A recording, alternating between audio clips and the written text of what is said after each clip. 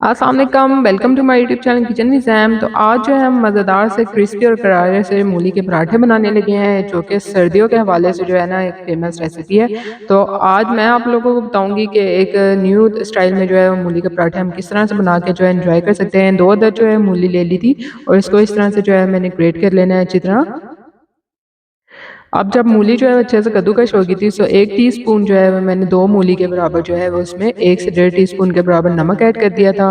अच्छे से इसको हाथ से मिक्स करना है। नमक ऐड करने से होगा ये कि मूली का जो सारा पानी है ना वो अच्छे से जो है वो निकल आएगा और हमने इसको 10 मिनट के लिए रख देना है नमक डालने के बाद। अब पानी जो है वो इसका हमने सारा एक कपड़े में डाल के और इसको अच्छे से जो है ना हमने स्क्वीज़ कर लेना है, निचोड़ लेना है। तो इस तरीके से जो है अगर आप नमक डाल के रख देंगे ना उसको 10 से 15 मिनट के लिए, तो उससे होगा क्या कि पराठे जो है ना वो आपके फटेंगे नहीं बनाते हुए, मूली जो है वो पानी नहीं इसमें छोड़ेगी। ईज़िली जो है आप पराठा जो है बना सकते हैं। ये देखिए पानी अच्छे तरीके से मैंने इसमें ड्राई कर लिया था और अब जो है मसाले इसमें शामिल करते हैं। थोड़ा-सा मैंने हरा धनिया डाला था और साथ ही हरी मिर्च डाली थी बारीक काट के। अब नमक हमने पहले ही ऐड किया हुआ है, वो ऐड नहीं करना और इसके साथ ही मैंने जो है ना इसमें थोड़ी-सी जो है वो लाल मिर्च का पाउडर डाला था, थोड़ा-सा हल्दी पाउडर डाला था और ज़ीरा पाउडर थोड़ा-सा ऐड किया था, अजवाइन डाली थी, बिल्कुल थोड़ा-थोड़ा सा ऐड करना है, हाफ़ टी स्पून से भी कम में ऐड करना है हमने और इसको अच्छे तरीके से मैंने मिक्स कर लिया था अजवाइन डालने के बाद भी। हाज़मे के लिए ज़ीरा और अजवाइन दोनों जो है बेहतरीन होती हैं, तो आपको जो है हैवी नहीं करेगा ये पराठा। तो अब यहाँ पे मैंने एक पेड़ा ले लिया था और इसको इस तरह से आपने जो है वो बेल लेना है राउंड। अब हमने क्या करना है कि इसको ऊपर जो है वो थोड़ा-सा हमने घी लगा लेना है। घी आपने मस्ट लगाना है वरना पराठा जो है वो आपका जो है अच्छा शेप नहीं लेगा। और थोड़ा-सा जो है ना हमने इस पे जो है खुश्का इस तरह से डस्ट कर देना है। अब जो हमने मूली का मेज़ा तैयार किया था ना वो हमने इसके सेंटर में जो है वो रख देना है और आपने बहुत ज़्यादा स्टफिंग नहीं करनी है। बस इतनी आपने स्टफिंग करनी है कि जितनी जो है वो पराठे के अंदर है, उससे जो है बाहर ना निकले। अब हमने फ़ोल्ड इसको किस तरीके से करना है कि आपने दोनों तरफ से पहले जो है वो इसको इस तरह से आपस में मिला लेना है। स्टफिंग को आपने बीच में अच्छे से सेट कर लेना है पहले। देखिए इस तरह से आपने फ़ोल्ड करना है और फिर ऊपर और नीचे से भी आपने फ़ोल्ड कर देना है।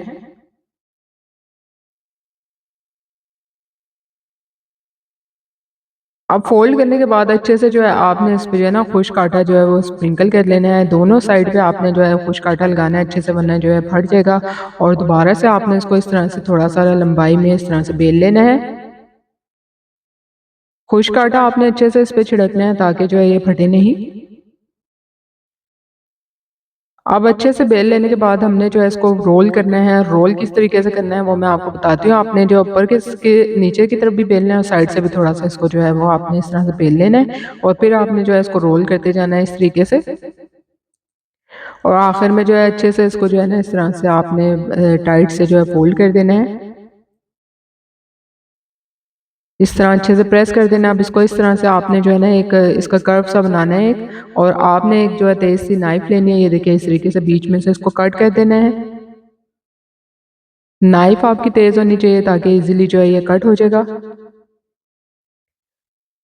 तो ये देखिए अच्छा-सा जो है ना इसमें जो है इस तरीके से आप जो है वो लेयर्स भी देख लेंगे और अच्छा-सा जो है इसमें जो है डिज़ाइन सा आ जाएगा, कलरफुल सा भी होगा ये और थोड़ा-सा न्यू स्टाइल में जो है बन जाएगा।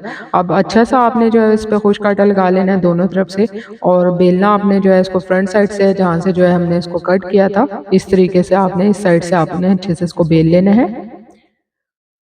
और इस दौरान आपने थोड़ी-थोड़ी देर बाद जो है ना इस पे खुश्क आटा इस तरह से छिड़कते जाना है और इसको साथ-साथ आपने बेलते जाना है ताकि ये जो है वो बेलन के साथ ये चिपके नहीं या फिर मार्बल के साथ भी जो है ये स्टिक ना हो। तो यहाँ पे मैंने जो है तवा गरम किया था और उस पे पराठा डाल देना है आपने दोनों तरफ से। आप देसी घी लगा लें या फिर आप ऑयल यूज़ करते हैं, मक्खन यूज़ करते हैं, जो भी आप वो डालें और अच्छा सा जो है इसको जो है क्रिस्पी सा फ्राई कर लें। तो एक जो थे वो स्टाइल तो ये था मूली के पराठे का। दूसरा स्टाइल जो है वो यही है कि आपने जो है 2 छोटे-छोटे पेड़े बना लेने हैं। उसमें से एक पे जो है आपने इस तरह से घी लगा लेना है और आपने बीच में जो है इसमें मूली की जो है स्टफिंग रख देनी है। तो स्टफिंग आपने बहुत ज़्यादा नहीं रखनी है और इसको बीच में इस तरह से आपने सेंटर में जो है ना प्रेस कर देना है अच्छे तरीके से। इस तरह से जो दूसरा आपने जो है बेला था वो इसके ऊपर इस तरह से आपने रख देना है और उसकी सारी साइड से जो है ना आपने अच्छे से इसको सील कर लेना है प्रेस करके, ताकि स्टफिंग जो है ना जब हम इसको बेलेंगे तो बाहर ना निकले। अच्छे से इस तरीके से आपने हाथ से पहले प्रेस करना है और फिर इसको बेल लेना है और इस तरह से आपने जो है ना इसको तवे पे डाल देना है।